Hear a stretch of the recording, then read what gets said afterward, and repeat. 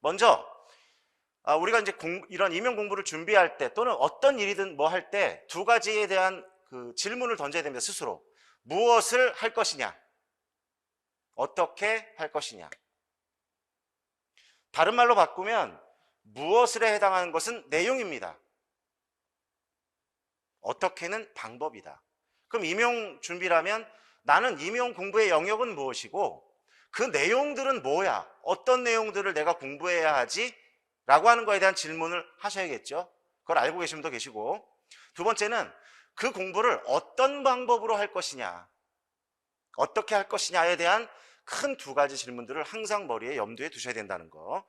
그리고 빠져선 안 되는 거, 마지막 제가 요리를 했던 것처럼 나는 잡채를 할 거야. 잡채는 이런 거지.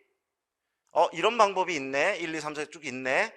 로 끝나면 아무것도 이루어지지 않. 그건 내 것이 아니다라는 겁니다. 근데 우리가 자칫 그렇게 공부할 가능성이 높아요. 남이 만들어 놓은 거, 남이 만들어 놓은 자료 딱 놓고 난 딱 펼쳐서 밑줄만 치면 돼. 시험에 나올 거 딱딱딱 집어주면 나는 그거 딱 외워서 시험 보러 갈 거야. 라고 하는 게 굉장히 편리하고 합리적인 것 같지만 뒤에 실제로 제가 요리하는 경험을 하지 못했다면 그것과 실제 요리하는 것과는 다르다라는 거. 마지막에는 반드시 실천한다는 거. 근데 그 실천이 뭐라는 건 이제 뭐 차차 말씀을 좀 드리겠습니다. 두 번째,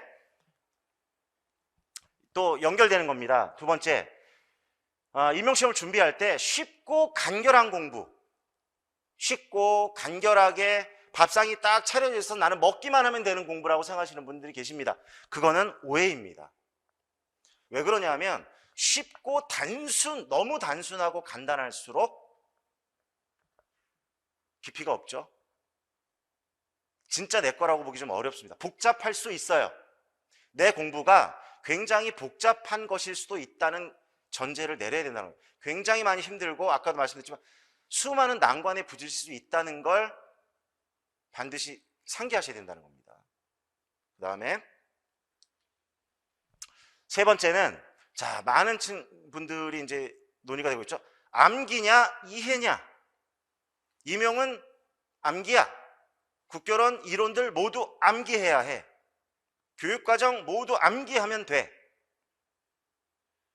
일부는 맞습니다. 암기가 반드시 필요합니다. 그러나 내 머리를 상호작용을 일으키는 건 이해까지 도달해야 된다는 거예요. 내가 암기하고 있는 그 무엇을 이해한다는 건 뒤에서 설명할 수 있어야 된다는 겁니다. 너무너무 중요한 부분이에요. 설명할 수 있어야 된다는 거. 그리고 마지막, 적용할 수 없는 암기된 지식은 쓸 수가 없습니다. 상위 5% 안에 들어가야만 합격하는 시험이에요. 어느 정도는 암기하고 있어요, 모든 친구들이.